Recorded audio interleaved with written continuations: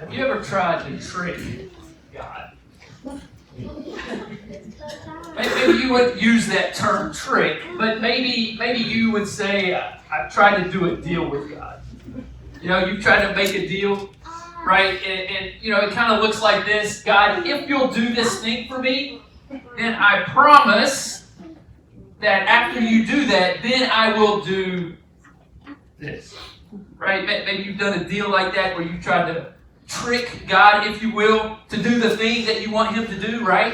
And if He'll just do that thing, then you promise that you'll do this other thing, right?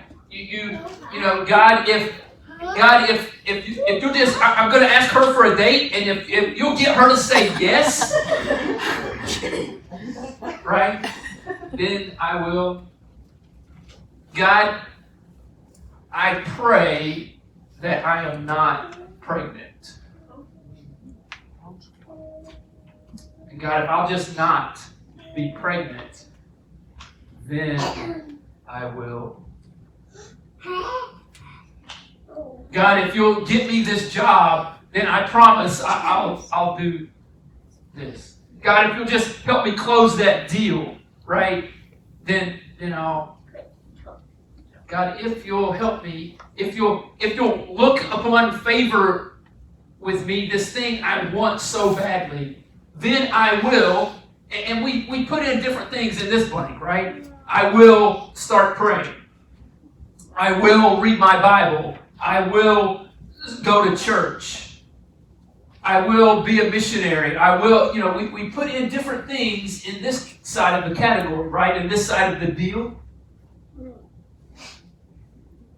And how long does that part last, right?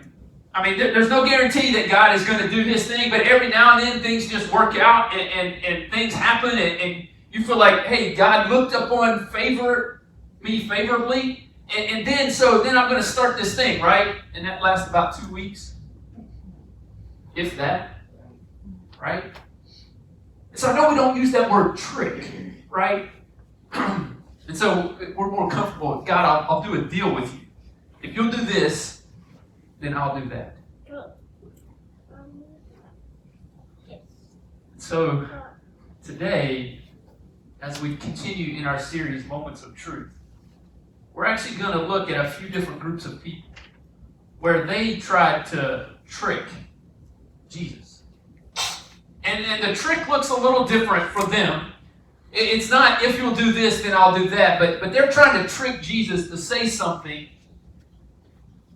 in order to either discredit Him with the Roman authorities or to discredit Him with the people, with the Jewish people. And so they're trying to trap Jesus. They're trying to get Him to say something. They're trying to trick Him. But I think it can be helpful for us. Because even though we don't use the word trick, I think in a lot of ways, we do, from time to time. Try to trick God into doing something for us by promising Him we'll do that other thing. And so I think in looking at these groups of people, as they interact with Jesus, as they try to trick Him and trap Him in His words, I think it can be helpful for us as well. And so let's have a look. It says, then the Pharisees went out and laid plans to trap Him in His words, to trap Jesus in His words. And they're trying to either get Him to say something against Rome, and so He could be in trouble with the Roman authorities, or they're trying to get Him to say something that will help Him, make Him lose popularity among the Jewish people. And so they feel like, hey, if we can do one of those two things, we're going to kind of put Jesus in His place, and then we won't have to deal with Him. We won't have to worry about Him anymore. And so it continues. It says, they, talking about the Pharisees, sent their disciples to Him. So they didn't go themselves. They sent the B team, right? They sent the guys who were learning from them. They sent them, and along with the Herodians. Now, the interesting thing here is that the Pharisees and Herodians usually weren't on the same side.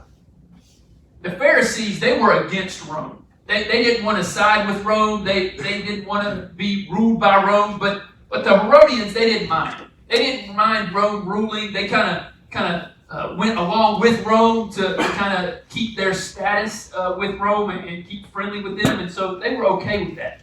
So normally these two guys were on opposite sides of the aisle, but they found a common enemy in Jesus.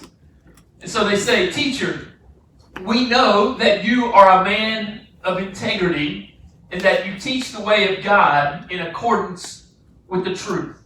You aren't swayed by others because you pay no attention to who they are." So they go and they see Jesus and they start buttering him up.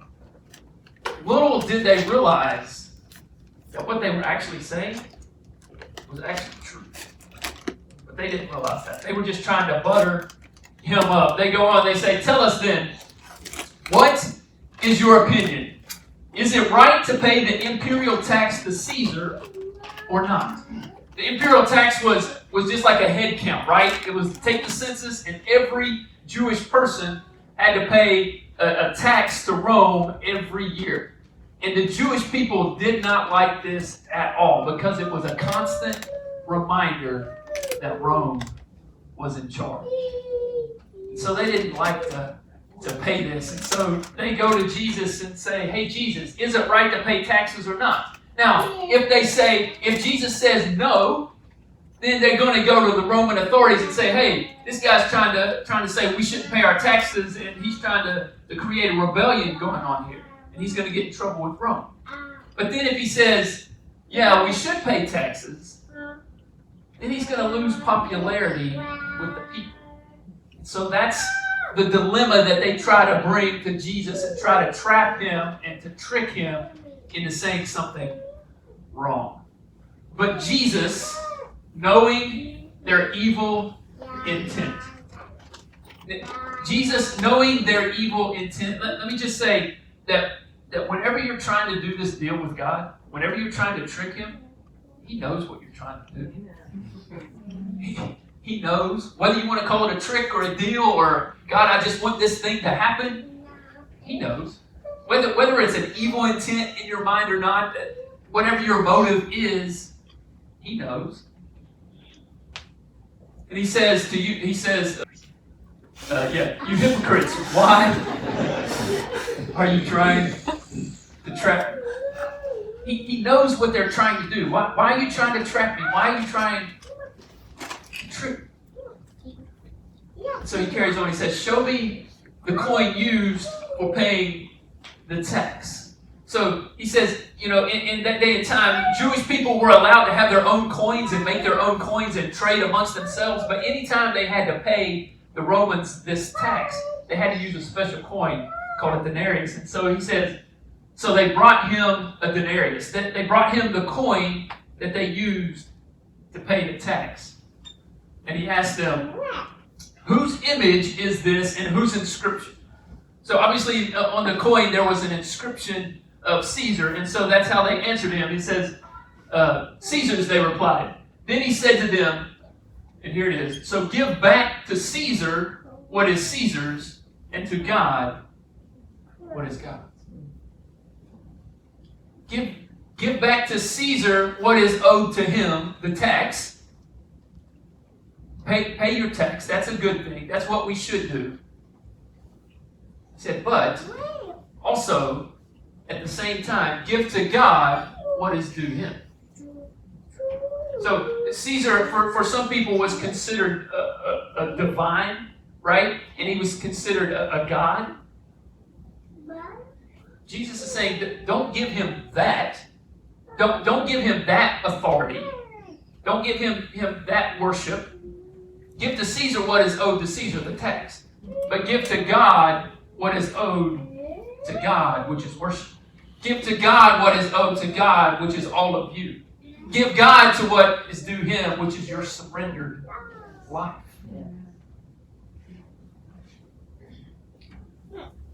So in that moment, they come upon a moment of truth, where they can either follow Jesus, pay the tax, and surrender to God their lives. They have a decision to make. And then it says this. It says, when they heard this, they were amazed. So they left him and went away. They left him and went away. There's no record of them changing their life when they come upon this moment of truth. And that's what we've been saying in this series, is that when you come upon a moment of truth, it's a decision you have to make. You can either decide to abide by it, you can decide to live by this truth, or you can decide to just walk away. And it appears, at least at this point in their life, it appears as if they walk away and decide to ignore the truth. That same day, the Sadducees, who say there is no resurrection. Now, that's what they believe. The Sadducees believe that there was no life after death, that once you died, that was it. And that's what they believed. And so they came to Jesus with a question. They also have something that they're going to try to do. They're going to try to trick him as well. Teacher, they said, Moses told us, and when they say Moses told us, that's from the first 5 books of our Old Testament. That was the scriptures, that was what they said. So Moses told us that if a man dies without having children, his brother must marry the widow and raise up offspring for him. Now, that was true. That was in their scriptures. That was what Moses taught. Moses taught that if there was a man and he was married to a woman and he didn't have children, and so then he died, the woman would marry this guy's brother and have children that would carry on the first brother's name, right? And so that was what they believed, that was what they were taught, and so that was how they operated. So the Sadducees come up and say, well, I think we can get Jesus on this. I think we can get it. And so they go into this conversation with Jesus and they say, hey, Jesus, suppose there was this man and there were 7 brothers, right? And so the first brother, he marries this woman and they have no kids, and then he dies. And then the next brother marries the woman and they have no kids and he dies. And all the way down to the 7th brother. Then when they get to heaven, whose wife will she be? That's a pretty good question, right? And what they're trying to do is they're trying to tell Jesus, hey, Jesus, this is absurd that you think that there's life after death. This is absurd that you think that there's a heaven that we're all going to go to, that there's this place we're going to go to after we die on this earth. Jesus, it's absurd because, look, we've just proven it, right? It makes no sense. What they're trying to do is to discredit Jesus, to prove that if he's wrong on this, then what else is he wrong about? And to try to discredit him among the people. But Jesus replied, you are in error because you do not know the scriptures. Now, this would have been offensive to them because they read and studied the scriptures all the time. You do not know the scriptures or the power of God. And then he goes to explain it. He says, at the resurrection, people will neither marry nor be given in marriage. They will be like the angels in heaven. In other words, guys, your question, it's the thing that's absurd. He says then, but about the resurrection of the dead, have you not read? Again, that's all they do. Read the scriptures and study them and understand them. It was there for them to see all along. It was there for them to understand all along. But this was something that they missed. Have you not read what God said to you? And then he goes and quotes from their scriptures. Something that they believed to be true. He says, I am the God of Abraham, the God of Isaac, and the God of Jacob. Now, when he's saying this, he's quoting God. This is something God said to Moses.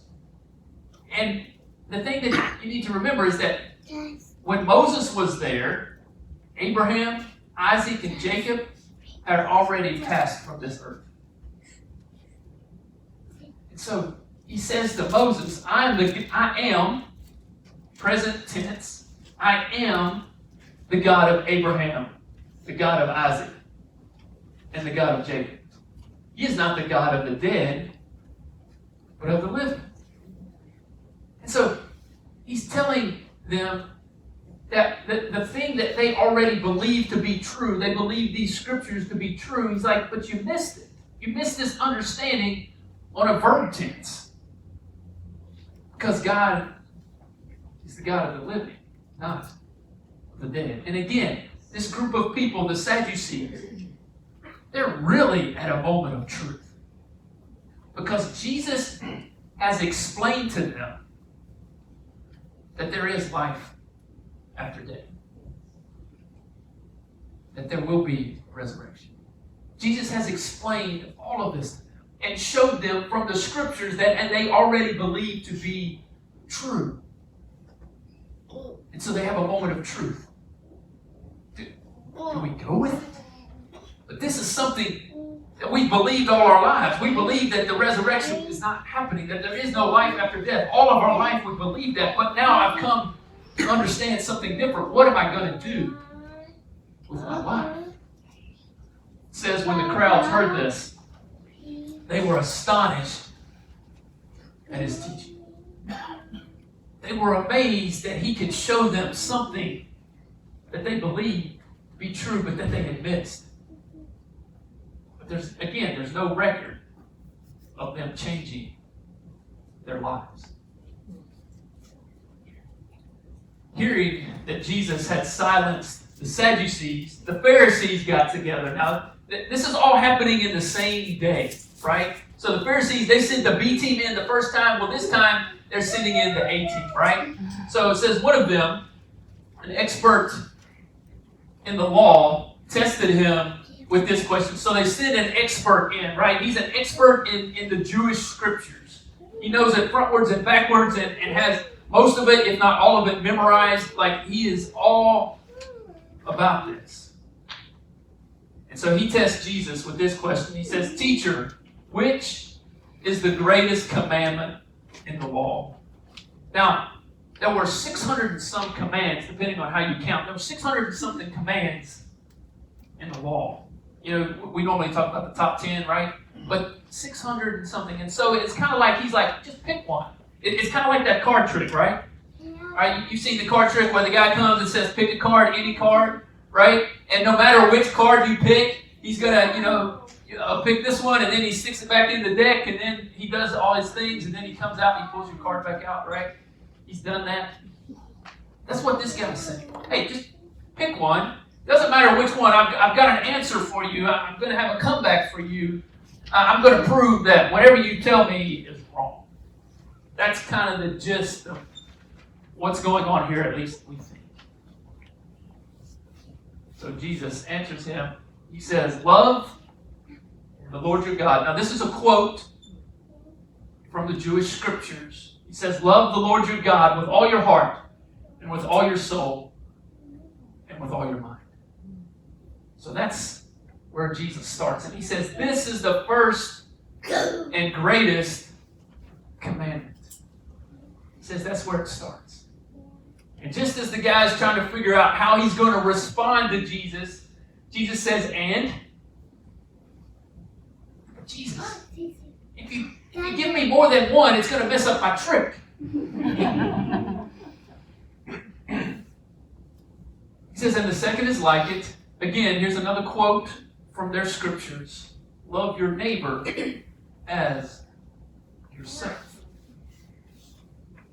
He says, all the law and the prophets, all the 600 and some commandments hang on these two commandments.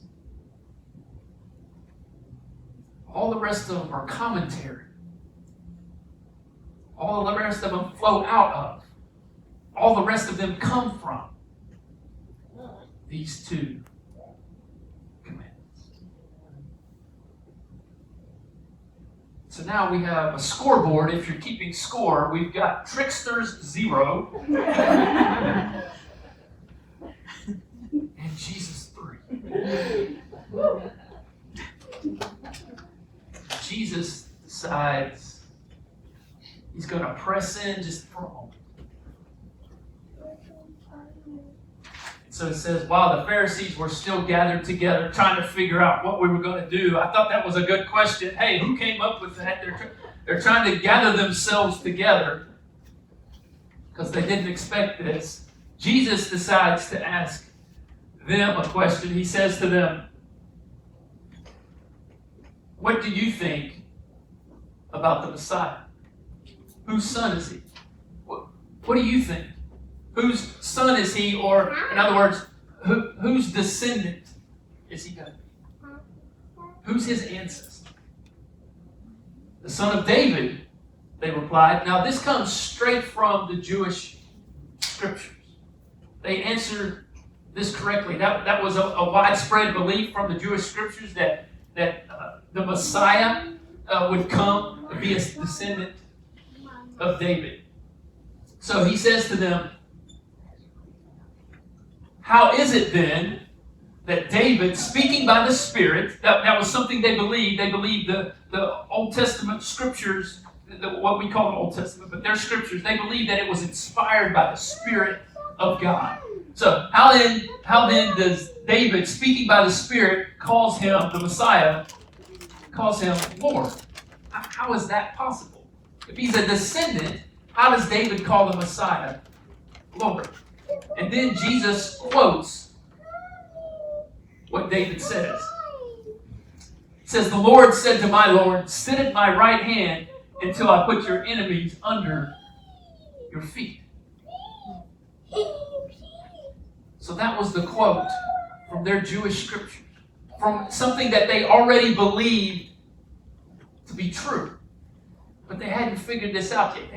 They hadn't questioned this. They hadn't realized this. So then Jesus decides to explain it. He says, if then David calls him Lord, how can he be his son? David would not call a descendant of his, a grandson or a great-grandson or great-great-great. In Jesus' case, I think it's 7 greats or something like that. How he would not have done that. He would not call his descendant Lord. How could this be? And Jesus carries on. He says, no one could say a word in reply, and from that day on, no one dared to ask him any more questions. Just for the record, here at 419 Church, no question is off limits. We'll be happy to explore that with you. But here, we find a group of people again who's brought front and center with a moment of truth. Something they hadn't realized before, but something they believed in the Jewish scriptures. They believed that to be true. They believed that was inspired by the Spirit of God. But yet it was something they hadn't realized yet. And so they have to decide, am I going to believe this? Am I going to change my life according to this new truth that I've just learned or not? And it says that no one dared ask him any more questions, but there's no record of any of them changing their lives. There's no record of them, anyone, at that point in time, for any of those groups of people. There's no record of any of those people deciding to follow Jesus, deciding to change their life, to live according to those truths. The interesting thing is that if you fast forward later on, after Jesus, a few days from these interactions, a few days later, Jesus is crucified. He's put on a Roman cross, taken down and buried in a tomb. 3 days later, he rises from the dead. And people start seeing him. And people start realizing his message to be true. And people start realizing that event in history meant something. That had significance. That people could then have their sins forgiven based upon what Jesus had done for them. and then start a relationship with the creator of the universe through what Jesus did for them. And so that was the message that started going around.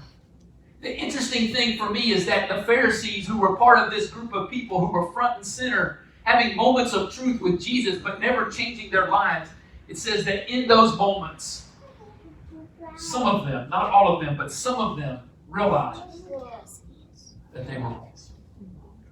Some of them eventually realized that he was right. You know what changed their view? It wasn't Jesus' amazing teaching, although it was amazing. It wasn't the miracles he performed, although those were awesome.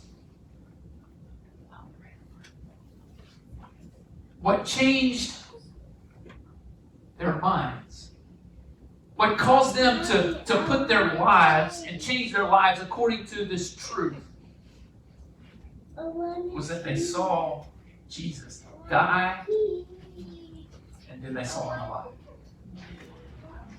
And that changed.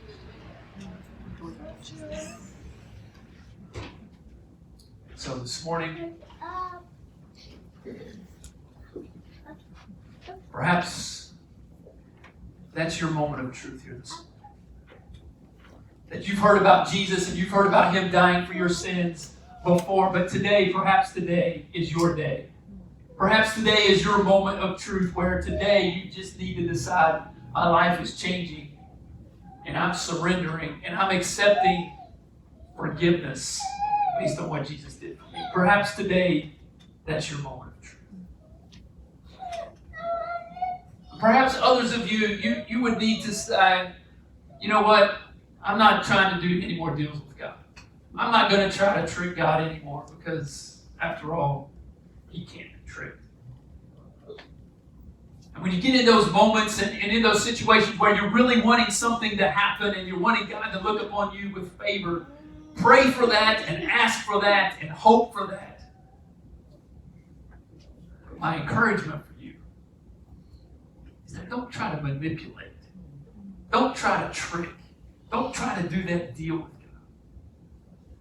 Because he knows what you're thinking anyway. He knows what you're trying to do anyway.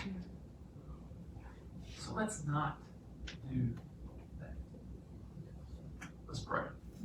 Father, thank you so much for sending your son Jesus to die in our place that we might have a relationship with you, that we might have our sins forgiven. God, also thank you for Jesus and his wisdom to be able to answer questions and respond to different people in different ways. God, I pray that you would help us, God, not to try to trick you, not to try to manipulate you, but God, that we would just try to follow you. Pray this in Jesus' name.